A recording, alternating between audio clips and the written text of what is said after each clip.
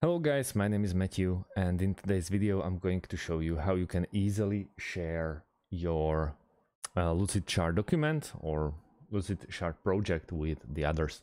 On top right corner in your at your workspace, it's share option.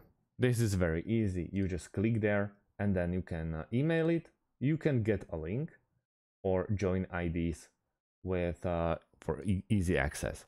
But if you want to just share a link, we just copy the link and copy paste it in here. And here we are. Obviously, at the moment, we are logging in the same account. So yeah. But if you send it to a person with their account, they can easily